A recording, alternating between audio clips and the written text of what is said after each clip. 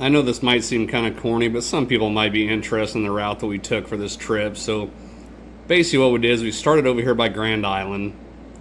We just sat here and we followed the interstate all the way over here through North Platte, and then on over here to a town called Ogallala, Nebraska.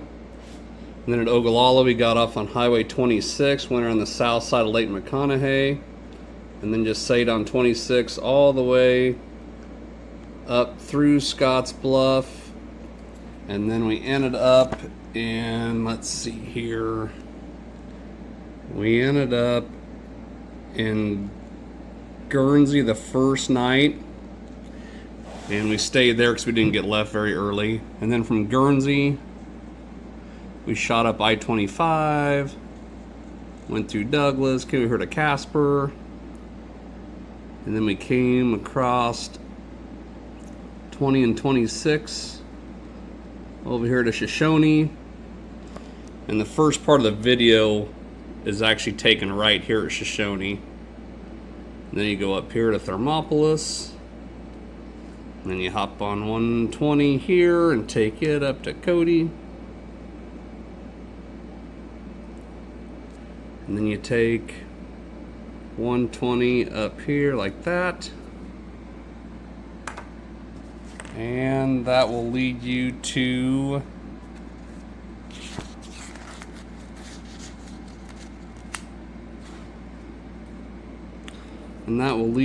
up, we are right here, that leads you up here to Red Lodge, Montana. And that would be, you know, basically down here is where,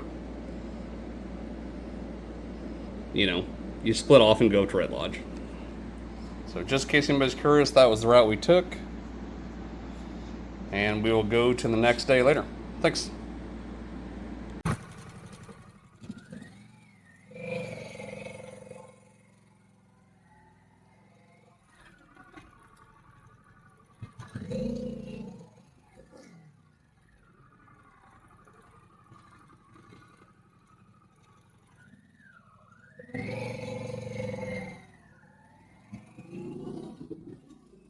As we started to film on this trip, we started kind of in Shoshoni, Wyoming. It's kind of a quaint little town. It actually started like in 1904. It was just a tent city. And as the gold and copper and land rush affected Wyoming, the people just came in by the droves, and they ended up building a dam and kind of catering to these people. And then in basically 1922, the start of the Wind River Canyon Scenic Byway started. And it was actually just strictly a road to help people get to Yellowstone National Park. Back in the early 1920s, the Yellowstone National Park was really gaining in popularity. They don't really say why. I'm guessing it's just because it took that long for automobiles to get reliable enough to actually, you know, get people from more than, you know, a couple hundred miles away to actually think that they could make that journey and make it home safely. Very, very neat canyon. It's not very long. It's about 38 miles, but very interesting, kind of in the middle of nowhere. It's just mostly high desert area around it, so it's actually kind of really neat.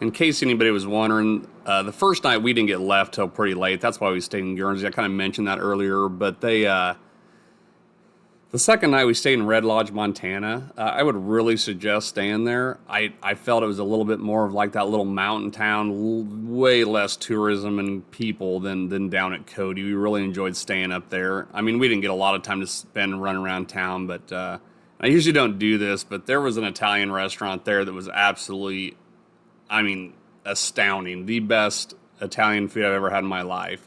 And I'm going to mess up the name. I know I am, but I think it's pronounced Piccola Cochino Ox Pasture. And it was absolutely amazing. The guy that runs the place is super nice. We took off from there pretty early in the morning and we went up across Beartooth Pass. Awesome drive. I mean, as far as just riding is amazing. The scenery was good. A lot of people will discuss and argue about which way is the better way to go. I think probably west to east would have been a better way to go for scenery because a lot of stuff we were looking at was like behind us. And a lot of that stuff I didn't even capture until I looked back at my 360 camera. But if I was to do it again, it's not that long of a pass time-wise. So I would have probably went east to west and then come back west to east and then went back east to west before we ended up in Yellowstone there. But yeah, this was awesome. I know for the motorcycle industry, it's, you know, well known and very well given its due, but in the rest of the world, people just don't seem to know about it. And I don't know why. I don't understand it at all. It's a really cool mountain pass and pretty good elevations. Nothing real crazy, but as you'll see in the video as we go along here, you'll see at about a minute 11 and a half. That's where we actually start to descend on the other side. The west side of it's obviously a little flatter. It's not as steep climb. It's a more gradual descend, but there's a bunch of really cool lakes right along the road you'll see. And then the actual, it'd be the northeast entrance to Yellowstone is basically where this ends. It's crazy. Like you're in your mind, you're thinking you're going to be driving like 50, 60 miles and you get to the bottom and it seems like you drive 5 miles and you enter Yellowstone. So as we enter Yellowstone, that'll be kind of the end of this video. Even though this would be day 3. Day 3 is going to get split into 2 videos. I hate to do that, but that's just how it kind of works out. I don't want to make these videos super long. Beartooth Pass actually runs on Highway 212, cuts through Wyoming and Montana, kind of on the south edge there of Montana. The Native Americans knew about this pass obviously way before anybody else did. They used it for hunting routes and traveling routes to get on each side during certain times of the hunting season and whatnot. And it wasn't until 1872 Philip Sheridan actually talked to a local hunter and actually told him about the pass, and he was planning on just kind of going up to Billings through the Yellowstone River, and he took this pass and kind of fell in love with it. And then somewhere like in the early 1900s, Red Lodge, actually Montana was pushing to kind of get this pass built to kind of open up industry a little bit into their town.